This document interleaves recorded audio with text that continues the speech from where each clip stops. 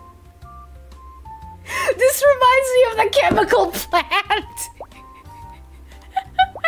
That one's a slightly bit different from Carmen. just a little bit different.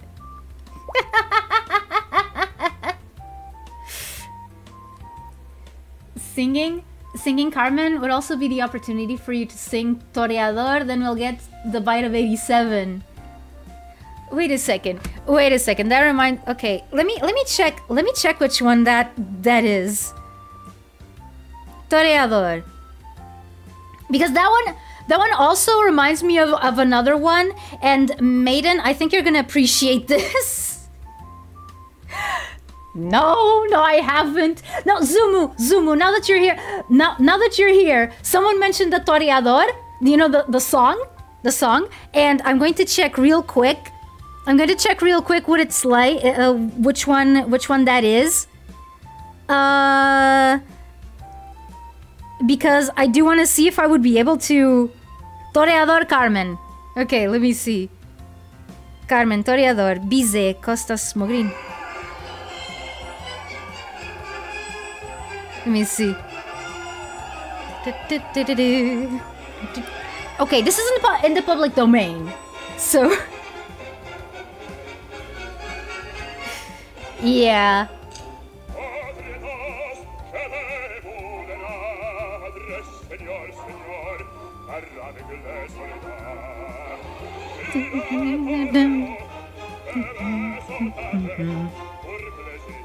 Oh yeah, I could sing this, but then again, this is a tenor. Let me see. Na na na na na na na na na na na na na na.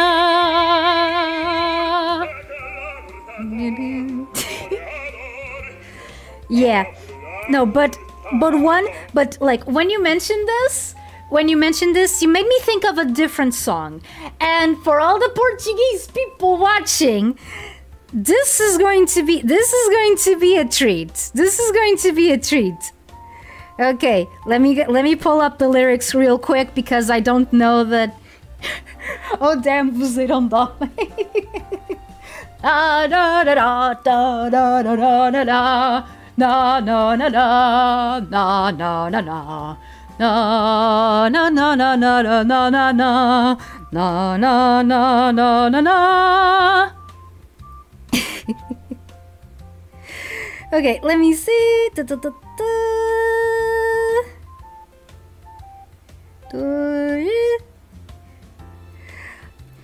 Please, please, please. I need.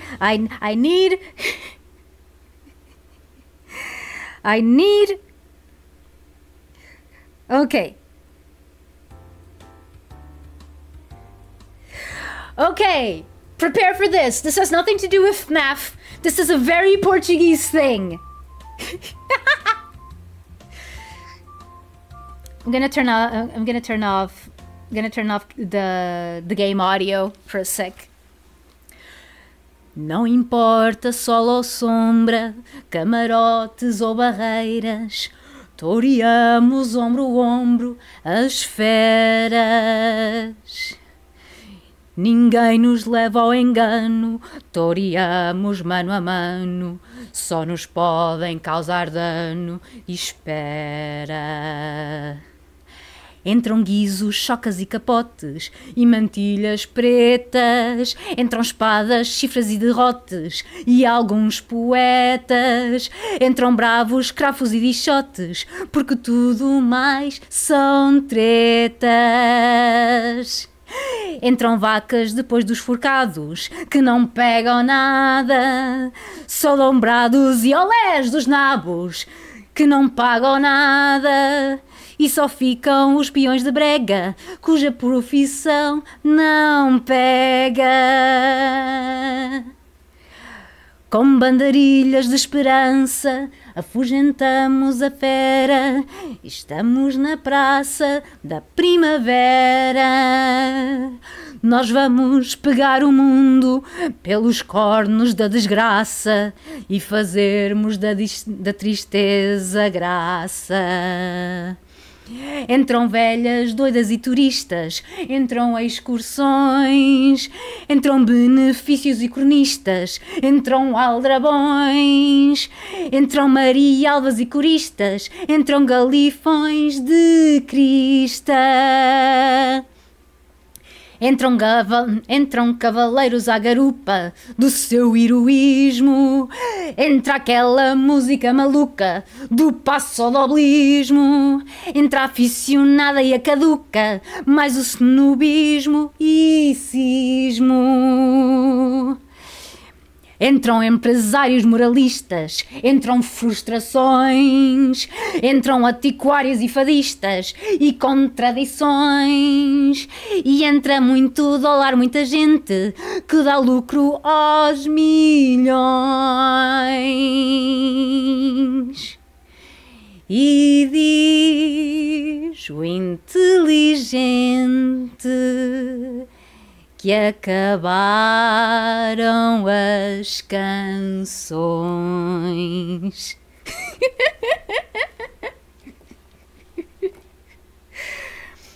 I think I was off key in some bits.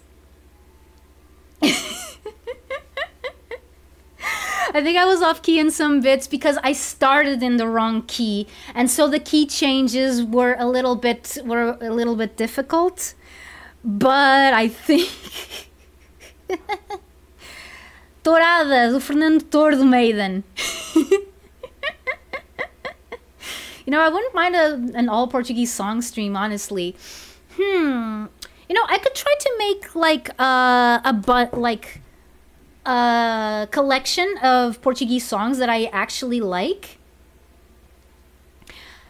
Because here's the sad thing about Portuguese music and me. We don't really see eye to eye.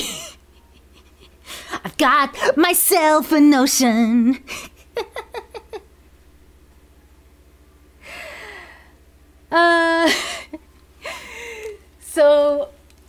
So yeah, like for Portuguese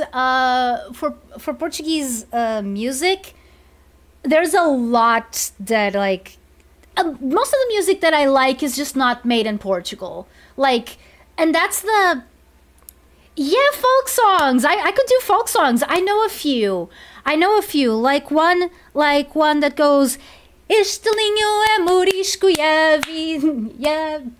a fita dele namora. Quem daqui não tem amores, vir ao chapéu vai-se embora. Like there's a few folk songs that my mom, for example, learned while she was like in a chorus.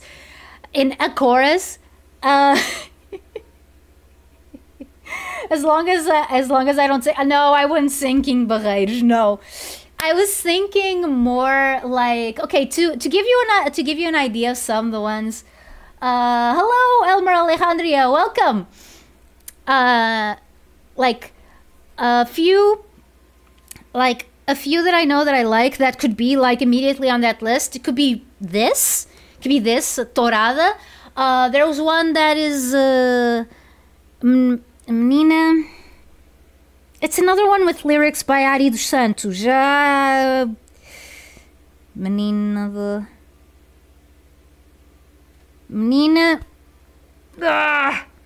I forgot. It's from Tonisha. What?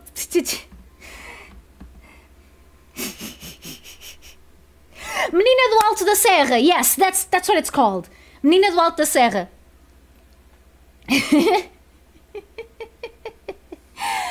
I could put that one. I could put one of my favorite António Variações songs. É para amanhã. Nada de cabritinhas, não. Nada de cabritinhas, Maiden. Não te preocupes.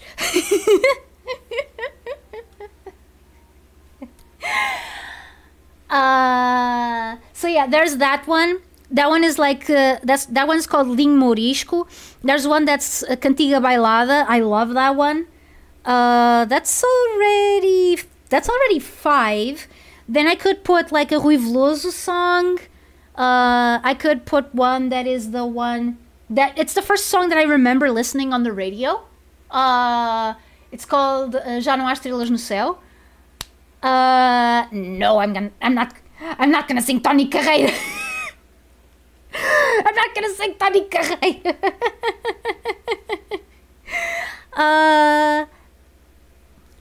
Oh, Chora a Videira, that one is good too. Chora a videira, chora o limão, chora a videirinha, não chora não.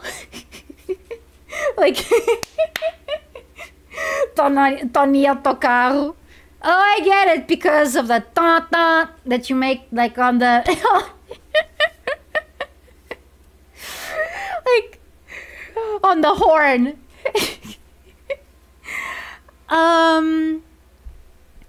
But yeah, especially wonder what Portuguese country music sounds like. I could sing one from Madre Deus. That one that goes, ao longe ainda arde a barca da fantasia. Na na na na na na na. Also, what if Steve's Lava Chicken but Portuguese? I don't know Steve's Lava Chicken. Oh man, there's actually a bunch of songs. They're nothing that I listen to like on the regular, because mostly I listen to like I listen to, oh dude, I could sing like one from Moonspell. I could sing one from Moonspell, you know, the metal guys. I've got one that I like a lot. Because it's about a Lusitanian goddess. Like, yeah. I could also sing one that actually I have a weird history with. I could sing one of two Amália songs. You know, like Fado. You know, the typically Portuguese music. You know, the one that everyone thinks of when they think, you know, oh, Portuguese music, Fado. Like, yeah.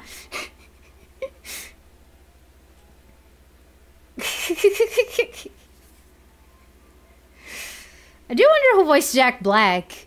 I'm pretty sure it wasn't Marco Horacio. But if it was Marco Horacio, that would have been great.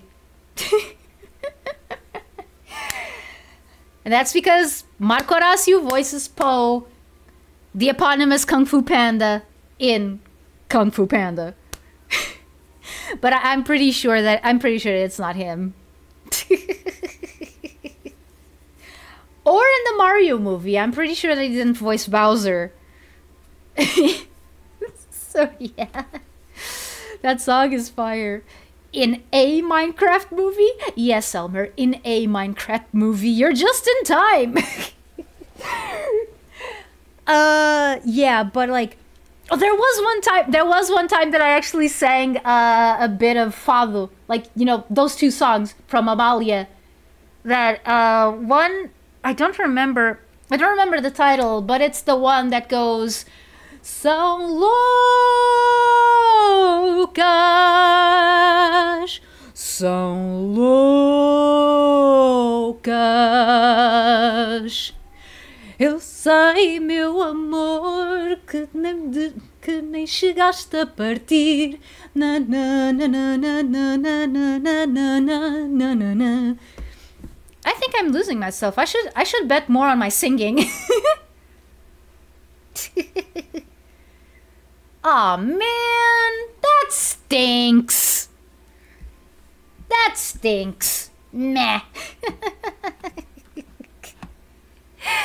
And another one is the always classic Fui bailar no meu batel além no mar cruel, e não me lembro do resto de Para Quando Atari Fadista.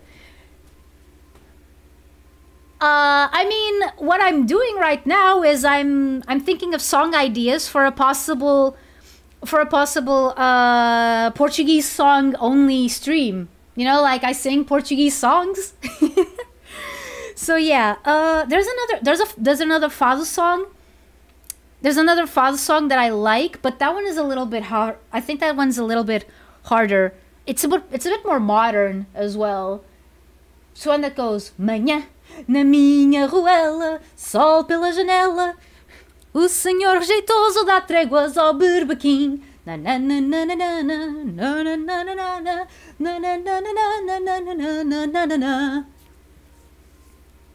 Piglin General Pheromonas. Oh!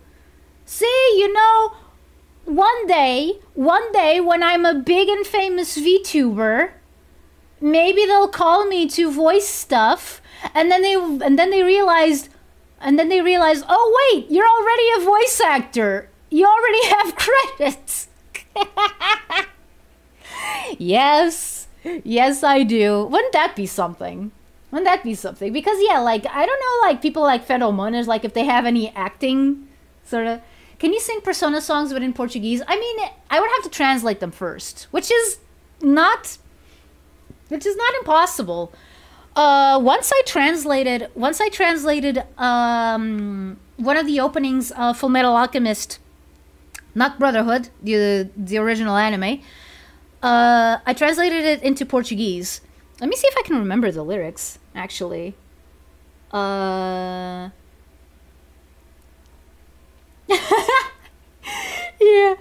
Let me see if I remember the lyrics.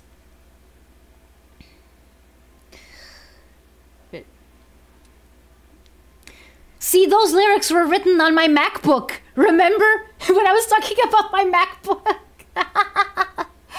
Okay. Na na na na na na na na na parece. E eu sei que na já não vou deixar o meu alvo escapar. Na na na na na na na na na na na na na na na.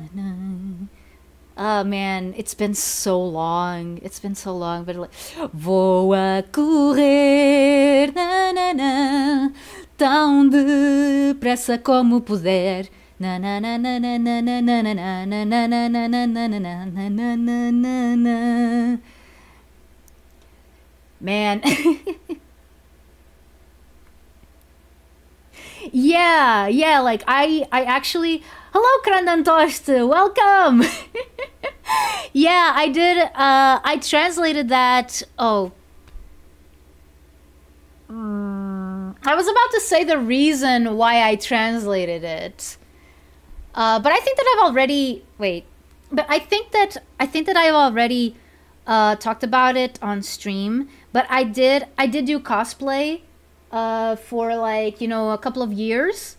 And I sung that song on stage while cosplaying as Edward Elric. A tanned Edward Elric.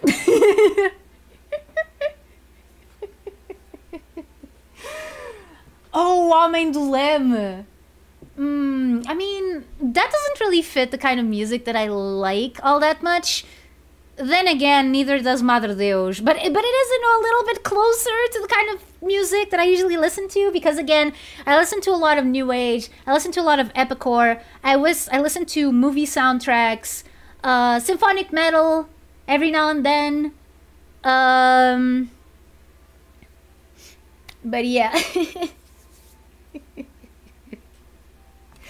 E uma vontade de ir nasce do fundo do ser. Oh wait, there's a bunch of chutes e pontapés songs that I could also sing. Like the one with the contentores and the one that goes Maria. De Bragança a Lisboa, só 9 horas de distância. Queria ter um avião para lá ir mais a miúde. Dei cabo da tolerância, rebentei com 3 radares só para te ter mais perto, só para me esquecer da letra no fim. Yeah, no, like it is true. I just haven't found, you know, Portuguese musical artists that actually do music that I would listen to on a regular basis. Maria!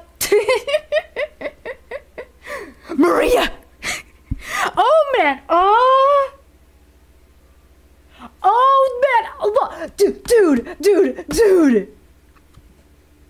Dude, sing that one as Shadow.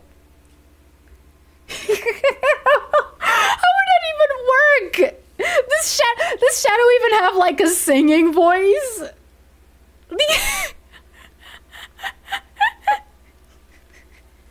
Like, well, he can't go really that hard, I think. He can't really go that hard. That's not his style. But de Bragança a Lisboa são 9 horas de distância. Queria ter um avião para lá ir mais a miúde. Dei cabo da tolerância, rebentei com 3 radares. Só para te ter mais perto, só para tu.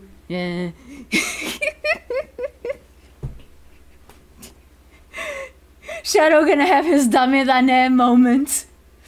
Dame dane, dare no, dame nano yo.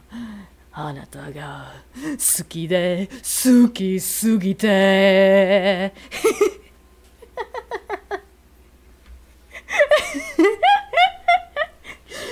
Chutos, yeah! How long has this persimmon been waiting for it to fall? Shadow is a Shoots fan confirmed. I mean, you know, I wouldn't put it past him, actually.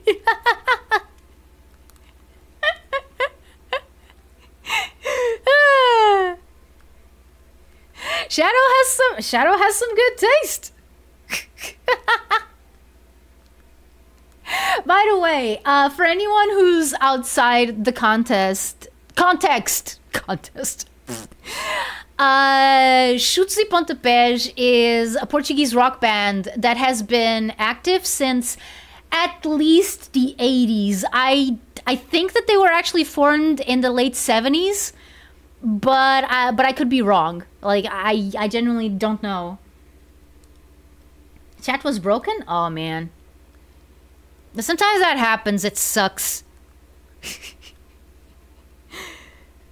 Oh, no. Mato is going to be mad at me. I am not doing the strats properly. Look at that. Look at that stupidness. Look at that stupidness.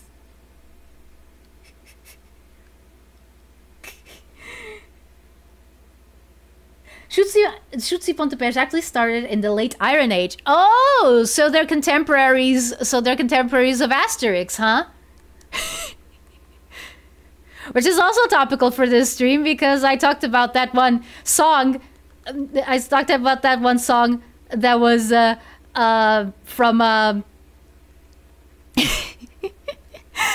that one song from the soundtrack that apparently it's about Obelix feeling bad that he's not good enough for Falbala.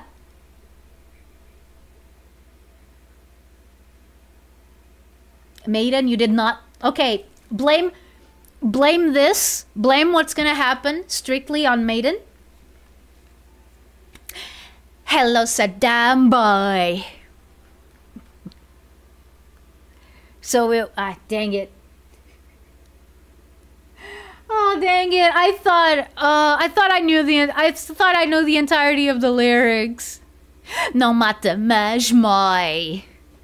Ver-te cheio de oil. You know, woohoo! Destruição maciça, woohoo! A ONU só preguiça, woohoo! E o Papa só enguiça. Boy, que boom vai ser quando isso acontecer.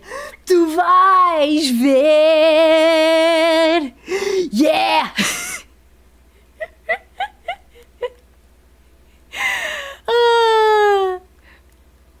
I mean, there was another one that I kept quoting. What was it? That's the big one. Oh, I know. It's also related to George W. Bush. It's also related to George W. Bush. I don't know what, like... Mas sou uma besta, sou um desgraçado. O que é que estou aqui a fazer?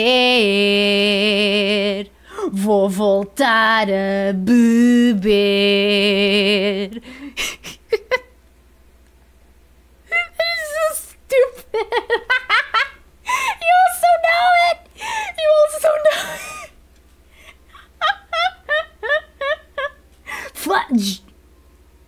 Good save.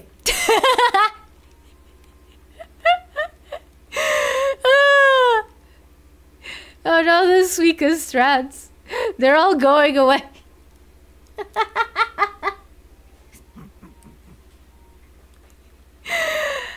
I mean, there's a lot of stuff from Contra-Informação that I still quote to this day. One of them is like, whenever someone is being like, you know, unpredictable, I quote Jorge Coelhon saying, he's like independents. They're too unpredictable. Oh man. Contra-Informação was awesome. Sorry, this content has violated our terms of service. It was too Portuguese for our liking. We're trying to be international here. Okay.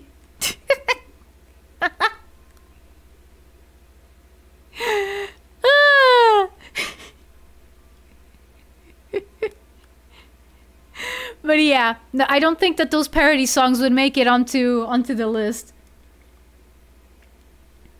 Oh wait, I could actually try to see. Oh, there's one that I like. There is one that I like that I didn't take to a school talent show because a class. Well, it wasn't a classmate of mine.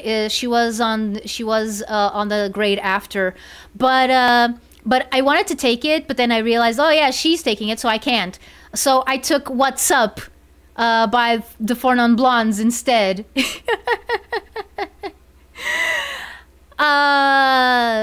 Which was something like, oh man, I can't reproduce it right now. I can't reproduce "What's Up" by the Four Non Blondes though. that song has been burned into my brain. Senhor dos Pastéis, yeah. Sorry, these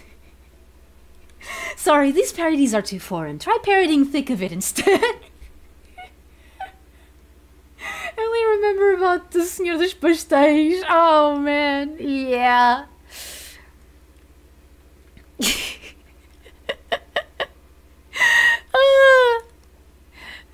But yeah, but I mean, "What's Up" nowadays is mostly known to people as the He-Man meme song, which I still want to say.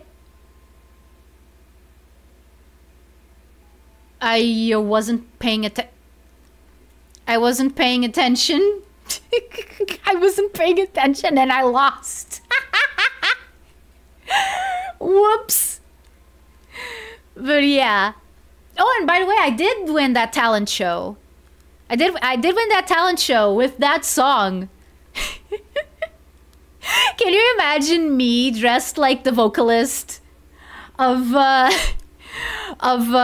Four Non Blondes?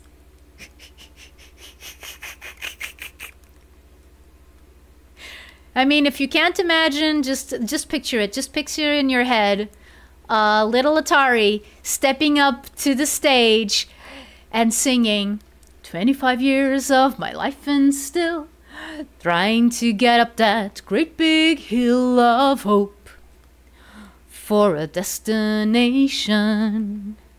I realized quickly when I knew I should that the world was made up of this brotherhood of man. For whatever that means. And so I cry sometimes when I'm lying in bed just to get it all out what's in my head. And I'm feeling a little peculiar. And so I wake in the morning and I step outside and I take a deep breath and I get real high and I straight for the top of my lungs, what's going on? And I say, hey, yeah, yeah, yeah, hey, yeah, yeah. I said, hey, what's going on? And I say, hey, yeah, yeah, yeah, hey, yeah, yeah. I said, hey, what's going on? Ooh, ooh, ooh, ooh. And I pray and I try. Oh my God, do I try? I try all the time in this institution. And I pray. Oh my God, do I pray? I pray every single day for a revolution. And so I cry sometimes when I'm lying in bed just to get it all out what's in my head. And I'm feeling a little peculiar.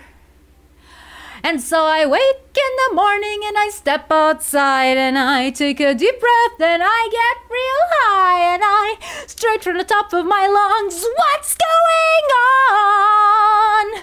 And I say, hey, yeah, yeah, hey, yeah, yeah. I said, hey, what's going on? And I say, hey, yeah, yeah, yeah, hey, yeah, yeah, yeah, yeah, yeah. I said, hey, what's going on? Ooh, ooh, ooh, ooh.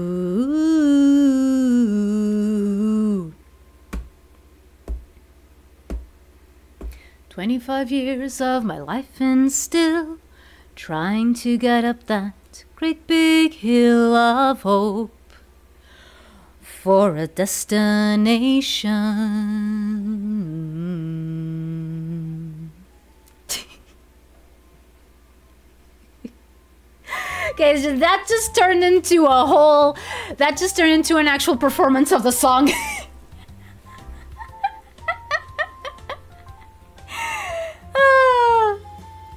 I miss Contra so bad.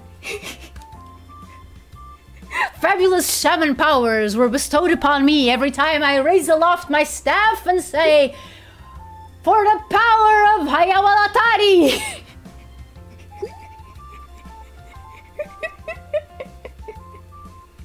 Great karaoke stream, 10 out of 10. I really need to make a bona fide karaoke stream bonus song from Atari. Okay, Cyanic. Hey, at least you got to hear my rendition of What's Up. maybe one day I'll actually make a cover of it. Oh, another song that I wanted to make a cover, and I'm gonna talk about it because it's very likely that I won't be able to on time. I mean, like on the 6th of June, I wanted to release a cover of C.W. McCall's Convoy. Thank you guys. Thank you so much. I really think I've lost myself. I should sing more. I should sing more.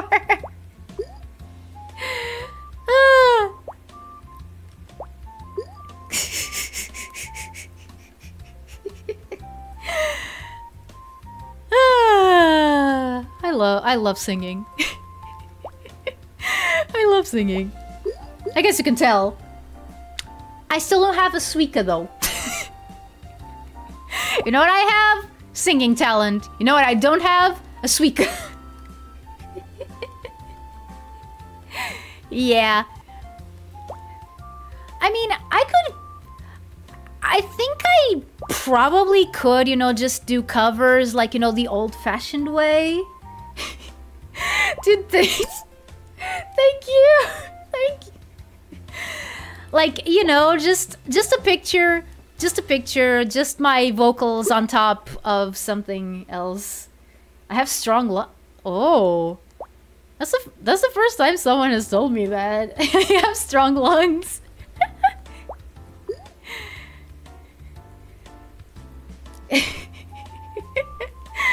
Oh man, I don't even really know. I don't even really know what to say. Yes, I think that someone has made a demake of it. But like I only found out about it like today when I was gathering the materials to make the thumbnail. So I'm gonna steal your lungs now. Oh no, my lungs!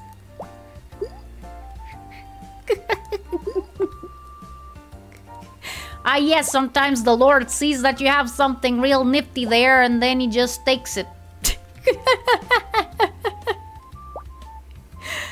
Oh no, Mato! Mato, I am not doing the big on the small on big thing. At least not good enough. At least not good enough. You lost your ability to sing? Why? Did you get sick?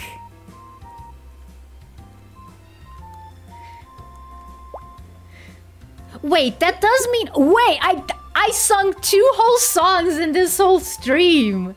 Like, I sung What's Up by the Four Non Blondes and I sung Torada. You know, the Fernando Tordo one. Okay, let's see if I can save this. Small on big, small on... Ah! Oh, okay. Oh, okay, I'll take it. I'm very bad at singing, but I do it all the time. The others are the ones who suffer, not me. Maiden performs the vibe checks. The vibe checks. Sweet karaoke. Yeah, that's pretty much what this turned into. Not that I'm complaining, though. Again, I love singing. I just never pursued a career in music because... I think because it was one of those things that... Unless your parents were, you know, like, attuned to it. No, I just can't do it right anymore due to not singing proper since, like, 2016. Couldn't you? Oh, that's why you said you needed to practice. Okay. I get it.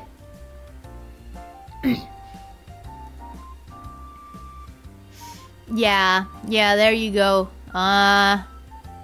Okay. Big on small, big on small. No, small on big, small on big. I keep doing it the wrong way. Small on big, small on big. Small on big. Small on big. But yeah.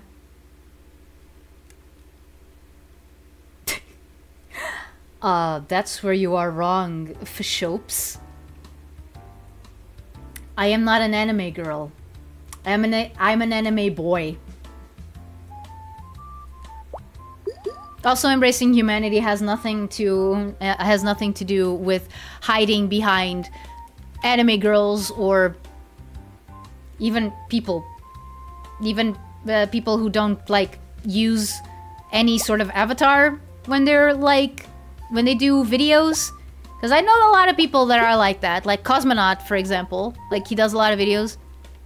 Like, also, like, there's a bunch of people who use, like, not anime girl avatars, but other kinds of avatars. I'm thinking, for example, of Pointless Hub, and he's great. So, yeah.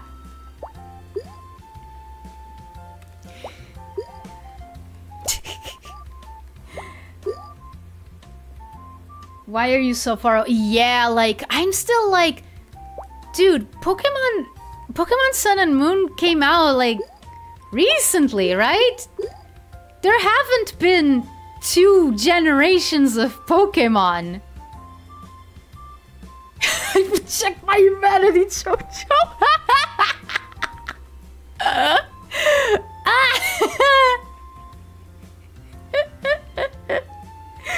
I reject my...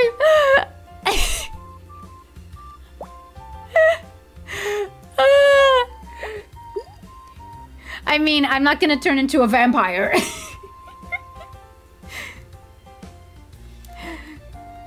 Thank you for bringing me out of the existential crisis that is realizing that Pokemon Sun and Moon are no longer the most recent Pokemon games, and that time is but an illusion.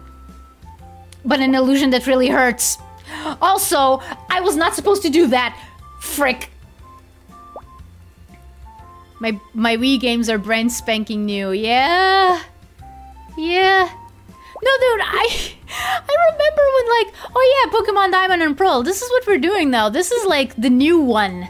This is the new one. And you're missing out because you can't buy a Nintendo DS. So it's just gonna stay in this generation until you're able to actually afford it. Oh, by the way, when we were talking about Terminal Montage's videos, the Pokemon Battle Royales, I forgot to mention that one of my absolute favorites is the baby Pokemon one.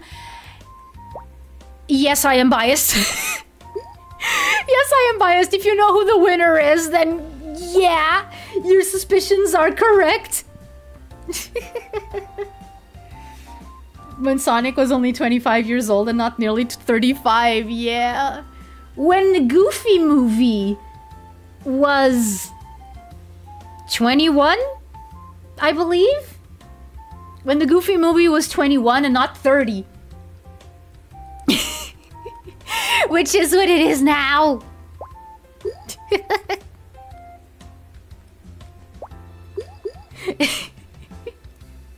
is so crazy to think that the Goofy movie is 30 years old. Like, I remember it being in theaters and me not being able to go watch it because we didn't have a movie theater in, like, where I lived. The first movie that I went to see in theaters was Pocahontas, and I was already pretty old. Kinda weird to say that about like a kid, and I do mean like a kid, like under 10. Box computadors. Yeah. Yeah.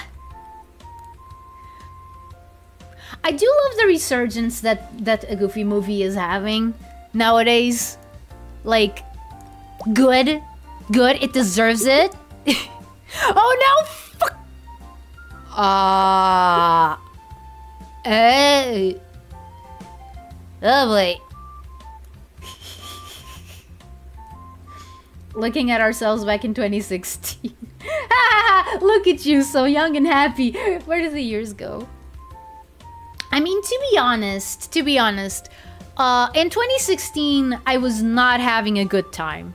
Like, I was kind of miserable, actually. 2016 was the year, was the year that made me actually go. I think I mentioned this before in a different stream, but it was the year where I decided, okay, I can't keep on living like this because I was super depressed, super afraid of everything, super anxious, all of those things. It was the year, like late 2016 was when I decided to fix myself because I was reaching critical mass. I was reaching critical mass of depression. So yeah. Yeah. I actually, like, if I have to say, like, oh my god, where did I go wrong? Where did I go wrong? Maybe all the times you weren't paying attention? No. Of course not. It can't be that. It can't be that. It can't be me not paying attention. Like, that is redonkulous. That is Oh. We are done. We are done. We are so done. There is no way I can save this. There is no way.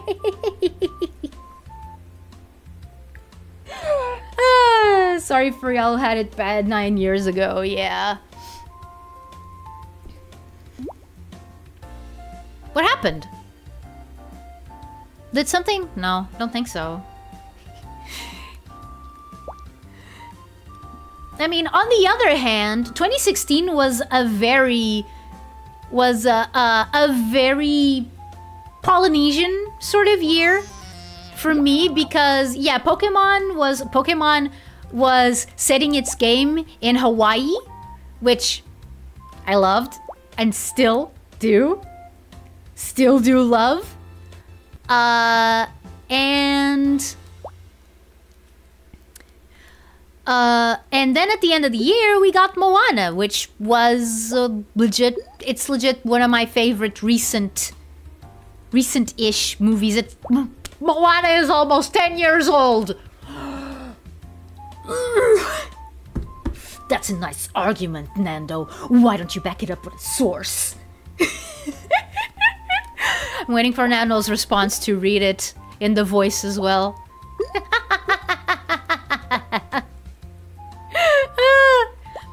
That reminds me, I need to watch Maxor's latest videos. And it got a sequel last year, yeah.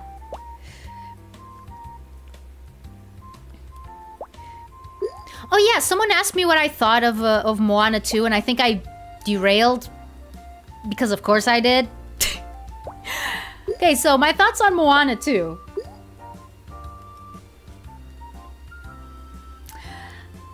Well, maiden, time keeps on slipping, slipping, slipping into the future. So you can fly like an eagle to the sea. Fly like an eagle, let the spirit something something gonna fly to the sea. Fly something the future. Time keeps on slipping, slipping, slipping.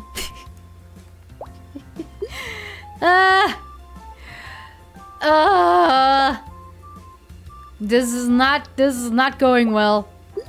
This is not going well.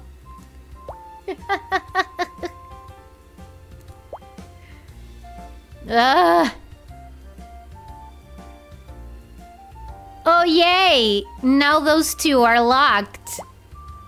Now those two are stuck behind the curtain of life. But yeah, as I was saying, as I was saying with Moana 2, I have mixed feelings about it because on its own, I like it. On its own, I like it. But it's when you think of what the Disney Corporation is doing and where it's probably going to go, that the problems start to show up. Because here's the thing, I think that the plot of Moana 2 is good. I find nothing wrong with it. Yes, exactly. Which is one of the reasons why I'm willing to give it a little bit of a little bit of slack, to cut it a little bit of slack, to use the actual expression. And you can tell when you watch it that yeah, no, this was supposed to be a TV show. Now, when I've heard of that, I was like, oh, okay. Okay, if this was a TV show, but they thought that the idea was too good to make it a TV show and they actually wanted to make a movie out of it, that's fine. I like that. What I did not know was that not making a TV show meant, quote unquote, we are going to make an expanded universe out of this. And that's where I'm a little bit... Because here's the thing. I understand the appeal of, for example, the Marvel Cinematic Universe, and I just screwed that up. Okay. I understand the appeal of the Marvel Cinematic Universe, but honestly, to me, because I also have, you know, some franchises that I love that have a bunch of movies to their name. And I do like the movies. I like where they took the story, even if some people say that the third installment is not as good as the others. I mean, that's 100% fair. I'm talking about Kung Fu Panda, by the way. So yeah, like, so yeah, I do have that under my belt. I can't really say, oh, I don't like expanding on the base story, because then I would be a hypocrite, because Kung Fu Panda 2 is, I don't know between Kung Fu Panda 2 or Kung Fu Panda 1 which one I like most, because I like each for different reasons. But the thing about the Marvel Expanded Universe, and one of the reasons why I never got the appeal, was the fact that this is also one of the reasons why I kind of got out of Harry Potter, by the way. One of the many reasons was the fact that the story was never done. Like, the story never reached a conclusion, because you gotta make room for the next one, and then the next one, and then the next one, and then the next one, and then the next one, and nothing can exist on its own. Nothing can exist on its own, and it always has to exist in relation to something else. Like, that's, like, when it became clear that, like, because it was like, when the Marvel movies were just, you know, Iron Man and Thor and all of that leading up to the Avengers, that was fine by me. But after the Avengers movie, I'm sorry, I just can't get into this anymore, because nothing feels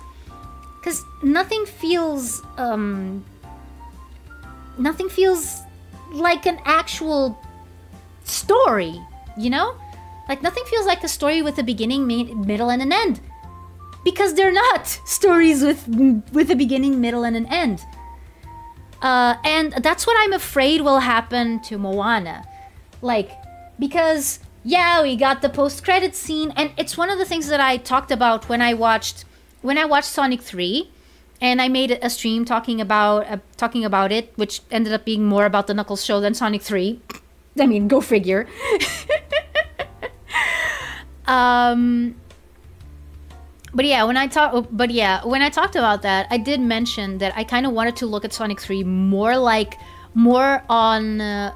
as its own thing, rather than what it might mean for the future. You know, like the ending scene, which I'm not going to spoil in case you haven't watched it. I mean, I doubt that any of you guys have not watched it, but I'm not going to talk about it because, you know, you never know.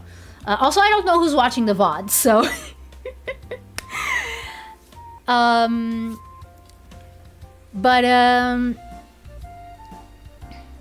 But yeah, long story short, that is one of the things that I said right out the gate. But I also do realize that it's kind of impossible, because, yeah, no, the ending scene, the post-credit scene is there. So it is part of the movie, which means that, yes, there is this part of the movie that we're not able to comment on because its implications are not clear yet, because they're going to be in the next movie. But then the next movie is also going to have a post-credit scene that's going to be explained in the next movie. And then the same thing with the next movie. And then the same thing with the next movie. And yeah, long story short, that is my major issue. That is my major issue with Moana 2. Like, on its own, if this was like the last that we would ever see of Moana and Maui, I think that we left them on a pretty good note. But it's obviously not that. And with the direction that Disney is going, I mean, I think that some things are going to change a little bit in the future. But with the direction that they were planning on going, yeah, that's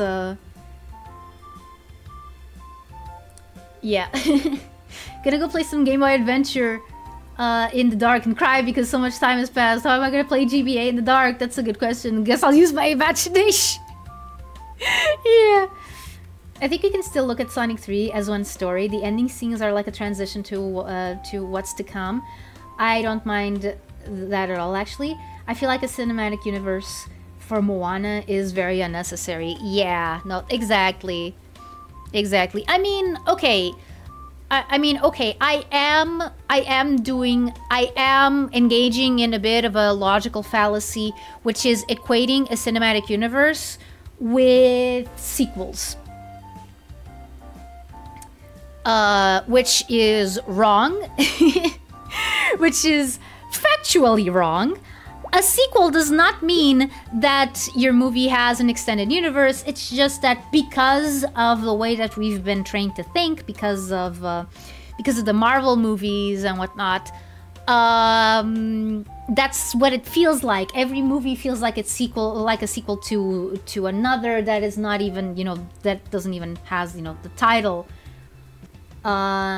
Unless they do an actual TV show, like what Disney did with Lilo and Stitch. But I don't think that's the plan, though. I don't think that's what the plan is. Again, I've been a little bit outside of Disney news. I knew that was gonna happen. There was no way that I could save it. Let's put this here.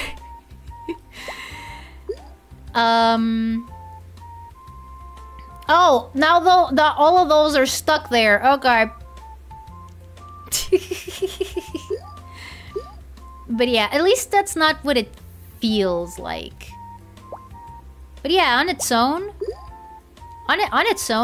it's fine. Again, I'm gonna talk about it again with my brother on the Disney tier list stream, which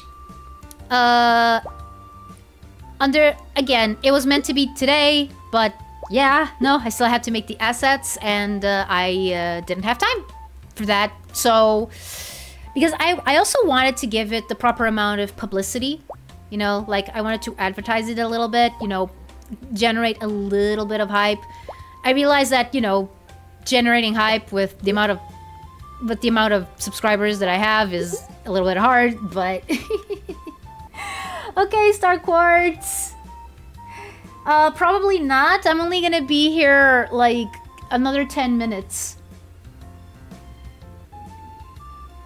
I don't know why Disney decided to make Moana 2 a movie instead of a show. From what I can gather is because they thought that it was too good of an idea to just be a TV show, to not put in theaters. Which, fair, I guess. But also, yeah, it does open up this whole thing. Also, you gotta love how cheeky the development for like Frozen 2 was. Like, oh yeah, Elsa is hearing this voice. Well, what is the voice? We don't know. Make the movie. Make the movie anyway. Oh crap! Now we actually have to figure out what the voice is.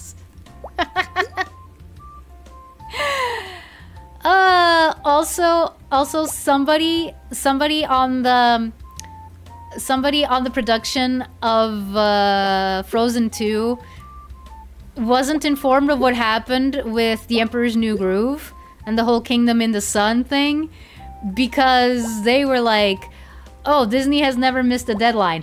Haha, you sure about that? The Emperor's New Groove had to be switched with Dinosaur because they couldn't make the deadline. Shows that you know, person. I don't know who you are. Sorry. Maybe you're actually a really nice person. I don't know. I shouldn't be making fun of you. It would have been paced better and be more involving for those who are interested in knowing more of Moana. I wonder if they just wanted theater movie money or something. The voice Portugal. Elsa is hearing the voice Portugal, and she doesn't know where it comes from. Probably from Portugal? Where is that in relation to Arendelle? I don't know. You know, that's one of the reasons why I don't like Wish. That's one of the reasons why I don't like Wish. Like, I don't know why is it that whenever people adapt the Iberian Peninsula, they always drop the ball. They always drop the ball. I don't understand, like, Pokemon Scarlet and Violet, like, good game, has some really annoying things about it, which to this day I am still kind of angry about. Ask me about the uniforms and the whole boarding school thing. But yeah, so yeah, we finally got a Pokemon set in the Iberian Peninsula, and yeah, it's this, like, everything looks kind of bleh. Paldea was crap location. I know. Ugh. Like, I understand what they were going for, but man, oh man, the lack of cities. Relatively speaking, I mean, in terms of story, they're good. And remember that when it's games with story, I count that a lot. Like, it actually had characters that you cared about. I mean, I don't know, unless you don't like the characters from Pokemon Scarlet and Violet, like, at all, and I am just making a fool of myself. I don't know what you mean, Mason. You're gonna have to be a little bit more clear about what you mean.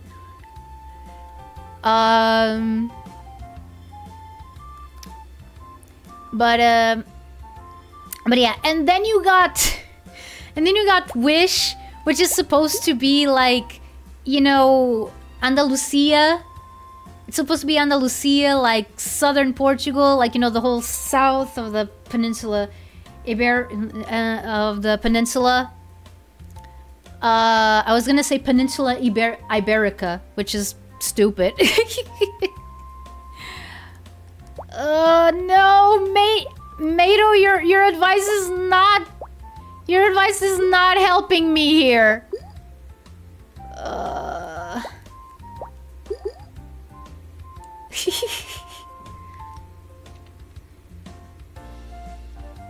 Actually, Maiden, if you look at it from a certain point of view,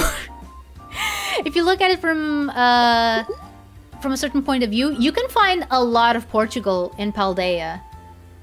First, there's the fact that Messagosa is kind of a mix between Madrid, Lisbon, and Barcelona.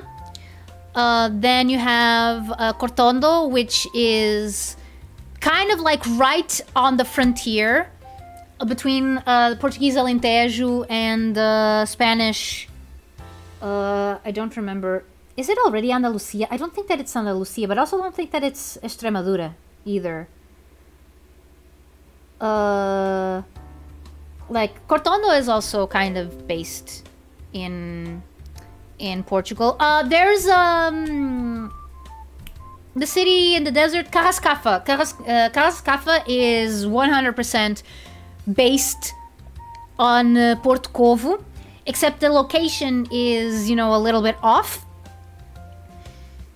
But yeah, no, the problem with no, you have Porto Marinada. Porto Marinada is supposed to be Porto, Nazaré, and Aveiro, I think, like, all rolled up into one. But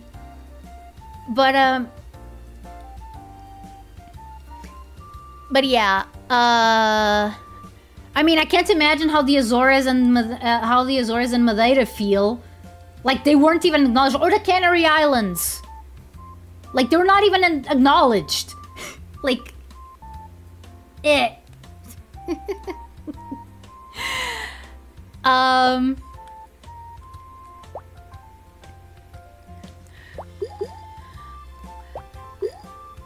But yeah, and then we have like I said, we have Wish, which, yeah, supposed to take place in a Mediterranean sort of place. And it just so happens to be probably one of the weakest Disney movies that I've ever seen. Again, I'll talk about it more when I do the tier list. But man, oh man, that movie is... Again, I'll talk about it more. I'll talk about it more when I actually do the tier list. Because I do think I do have some things to say about it. And unlike Moana, I didn't watch it in theaters. I still have not gotten the elusive Suika. I don't know what's wrong. Okay, please. Okay, not what I wanted, but sure. Sure, I'll take it. Nerdy Orange Islands. Except the Orange Islands are based on an actual place in Japan. So, like... Yeah, it has very little in terms of structures. Like, I think that I was gonna say... In terms of, like, it needed more cities. Pokemon Scarlet and Violet needed more cities and towns. It feels barren. It feels barren. You can barely imagine how people would live there, especially because, again, you can't go into houses. You can't go into houses, which, like, on one hand, cool, no trespassing, but on the other, well, screw you. I want to have an inkling of how these people live. I want to have an inkling of how these people live, and you're not letting me. Like, that was one of the things that gave so much flavor to every other game, even Galar. Like, the Paldean buildings are not very Portuguese in any way. I mean, Porto Marinada, again, that's a type of construction that you don't see in Spain. But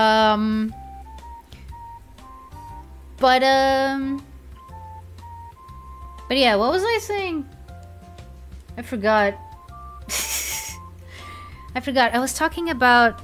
Oh, someone mentioned, yeah, that Portugal and Spain don't really have a tradition of, like, uniforms in schools. They only have that for, you know, really fancy, uptight private schools. And I don't think that that's what they wanted to go for with the academy. With the academies. Or at least... Okay, I'm gonna be honest. I'm gonna be honest. The fact that they have the uniforms in Pokemon Scarlet and Violet is very much... how can I...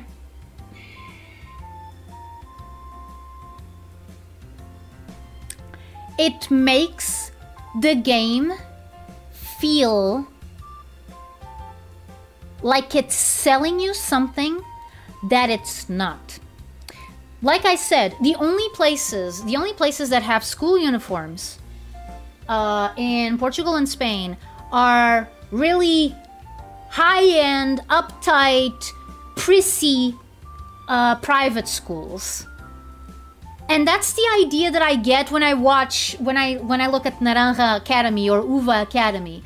It's a private, prissy, uptight school. AKA the type of school that I would not want to have any business with.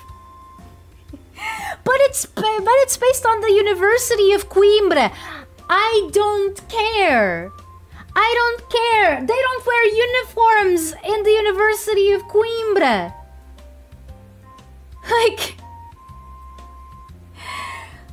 Like, what were you thinking? Like, I could get the whole school thing. It would be fine. But the uniforms Oh my god, you do not know anything about the place that you're trying to represent. Like, at all. Like, I mean, it's Japan. It's Japan. They think that everyone from Europe is blonde with blue eyes. So why am I even bothering with this sort of talk?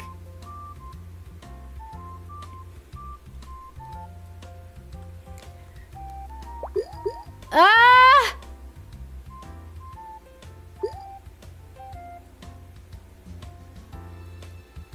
Wow. Yeah, in the next game you customize socks. Did they add uniforms because it's more common in Japan? Maybe, but I raise you this. And I know that they would have probably not have done this, that I'm gonna say, because of several different reasons. But here's the thing. Uniforms with ties. Uniforms with ties. Okay, so what is the example? The example of a school uniform in Japan. I'm gonna cut straight to the answer. It's a seifuku. A sailor uniform. You know what two countries were for a very long time locked in a bitter war over who was able to navigate better and faster, as in had sailors? Portugal and Spain. If you're gonna have uniforms in a Portuguese/Spanish setting, why not make them uniforms based on something that is actually from those places? Like, instead of just going with the stupid ties. Instead of just going with the stupid polo shirts and the ties and... Ooh, look at us, we're so European. Is Paldea Japan? No, that is Jado and some other regions. Yeah, no, exactly. I mean, they're always going to think of like, okay, what's accessible to a Japanese player? But like, what a missed opportunity, man. Like, okay, so why in blazes did you make the uniforms the way that you did? It's so stupid. It's so stupid because, like, I don't know. In my opinion, sailor uniforms look a lot better than, you know, just stupid shirt and tie and looking all uptight and like mini executives. I don't like that. I don't like that. Sailor uniforms would have been great, yeah. Like, because it would have still been uniforms. It would have still been uniforms. So still not something that is very commonly seen in the places that, you know, the game is based on. But at least it would mean something. At least it would be a reference to something. Also, you want to bet that the next game is going to take place in China? I am almost 100% that the next game, sure that the next game is going to take place in some area of China, and you just have to look at the legendaries that are supposedly. The legendaries are supposed to be Spanish and Portuguese that have Chinese names.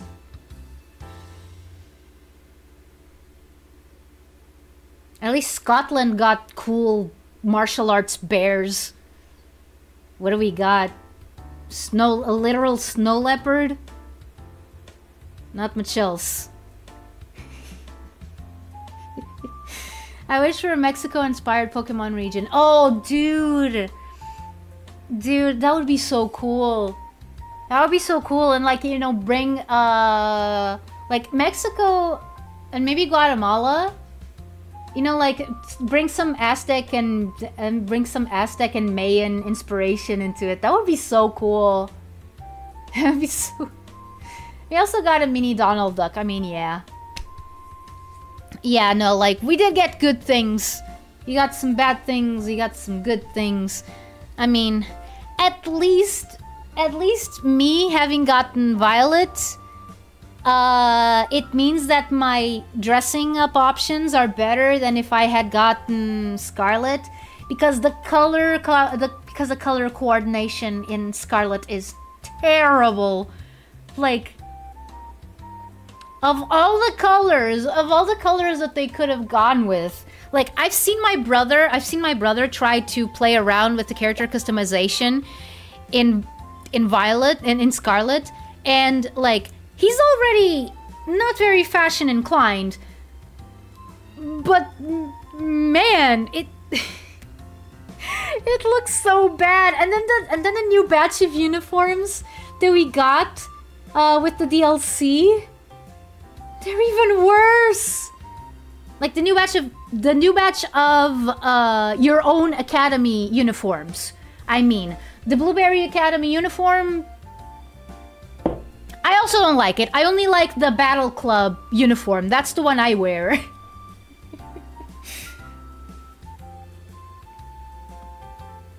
Maiden, you do have an Iberian Lynx. He's just not a legendary.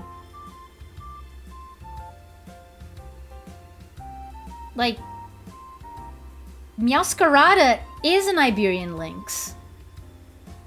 Very clearly. We did not get an Iberian Wolf though, and that makes me angry. Did the clothes get better in Ultraviolet and Scarlet? Oh man, I wish.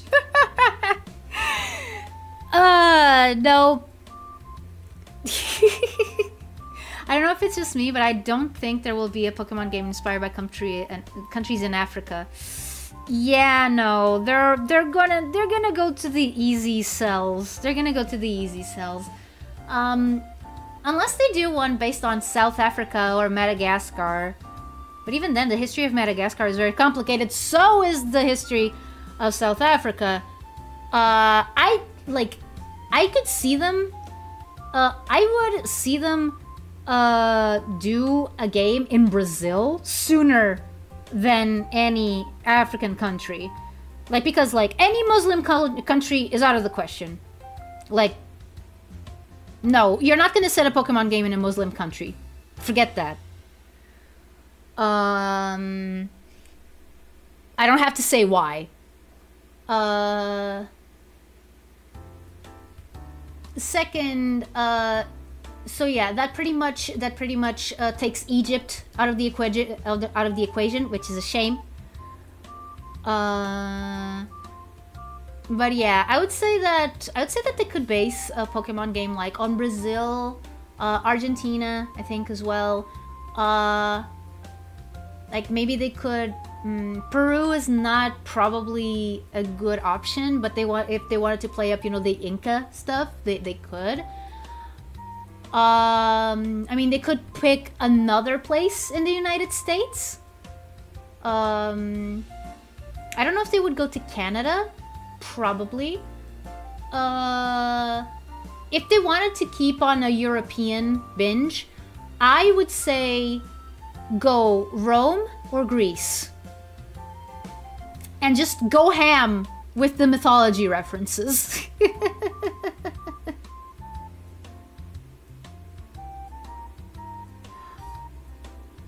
Oh, you're one of the people who was disappointed that Florigato stood up.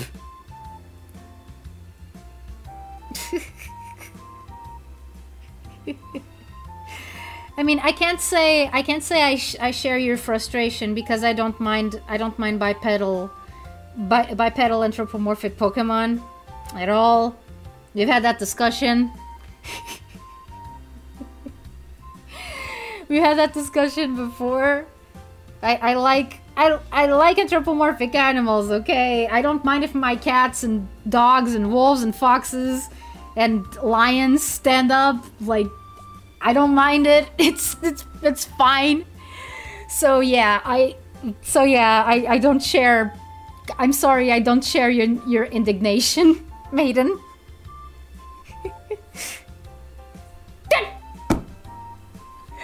No way.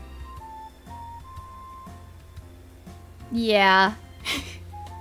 Yeah, no, I get it. I get it.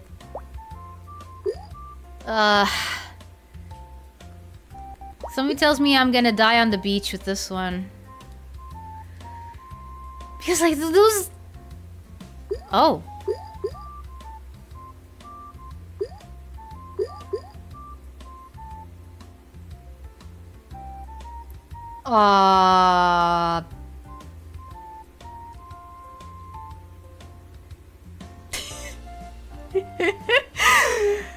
Will you look at that? Will you look at that?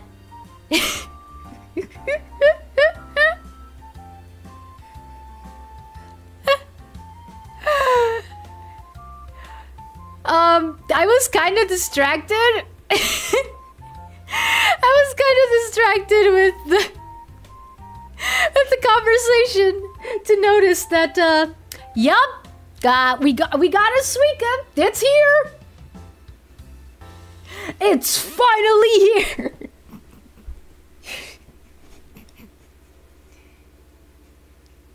You can join in too. Okay, we got the Suika! Hooray! Which means that we're most likely already gonna beat our high score. Probably. Maybe. It's a possibility. But one that is not 100% secure at the moment. Also, I was an idiot. Why did I put that blackberry there? That is dumb. By the way, whenever I play this game, I keep thinking of Duck Amic. You know the Daffy Duck short? Because of this thing that I have on my hand right now. Because there was a line in Duck Amic that I did not understand for years. And then one day it just clicked. He says, "Thanks for the sour persimmons, cousin."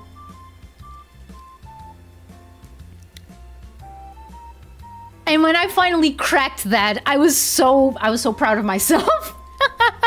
He's talking about persimmons. Okay. Oh no! I made a boo boo.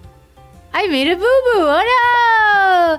Oh no! I keep making boo boos. I'm not gonna make it. I'm not gonna make it, guys. It was the Iberian Lynx. The Iberian Lynx stopped me from being able. Oh, you come on!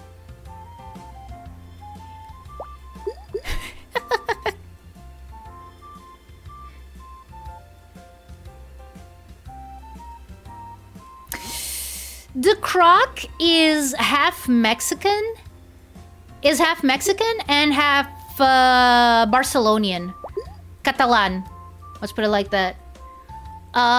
Because the markings on his face in the final evolution are based on the mosaics from what's his name?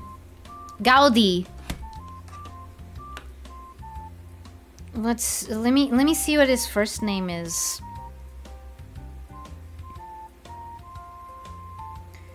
Gaudi. And not Rene Gaudi. Gaudi. It's Gaudi! Antoni Gaudi. Yeah, exactly. Yeah, exactly. The markings on his skull. The markings on his skull are based on the mosaics that he made. That he left in Barcelona.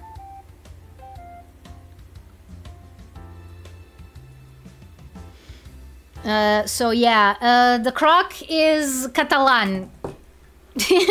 Well, he might start out as Mexican, but then he ends up being Catalan. So yeah. Yes, the coca. Yes, exactly. Exactly, which is pretty interesting because the Spanish and the Portuguese have a very different way of looking at the coca. It's but yeah, you know, it looks also like a salamander, spits fire, eats children. Also related to the cockatrice in some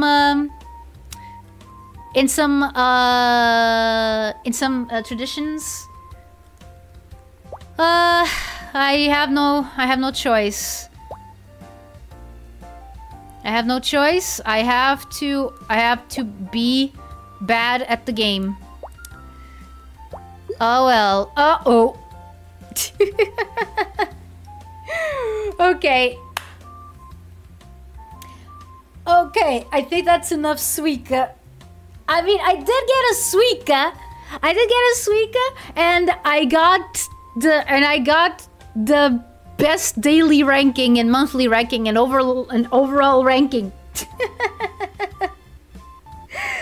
So yeah.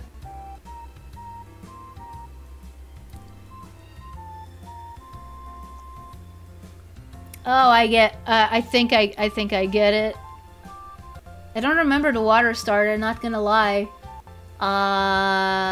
He's a samba duck. The final evolution is a samba duck. He dances the samba because Brazil equals Portugal, I guess. Like there's a lot of mixtures. Also, sorry if I'm breaking up a little bit. It's because I just opened Opera so that I can set up a raid, because I'm gonna I'm gonna send you guys to somewhere else. Just don't know when, because I need to see who's online right now.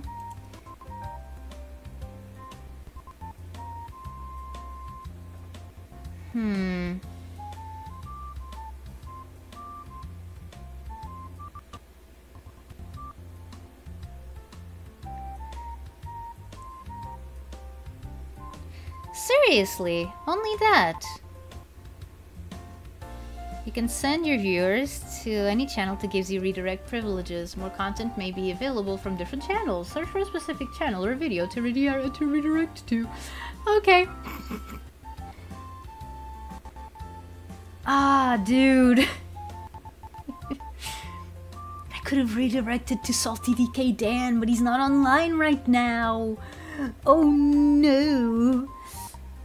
Okay, I am going to send you over to... Would you rather go to, yes, Samba, the totally Portuguese thing, yep.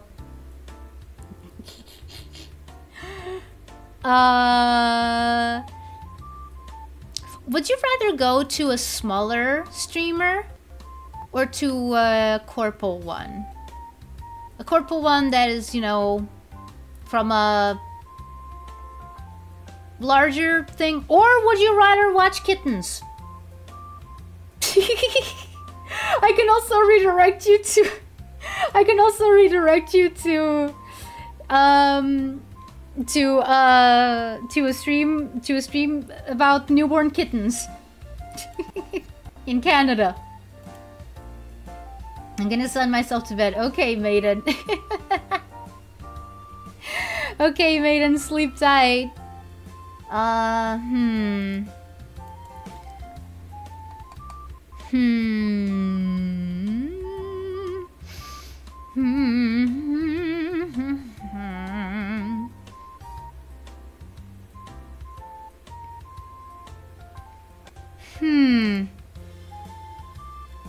Redirect me to deep sleep. Okay. Okay.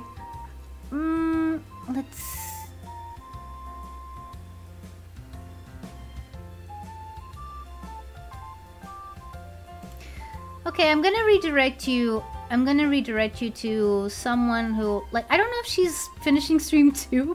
If she is, I'm sorry. But yeah. Let's do this.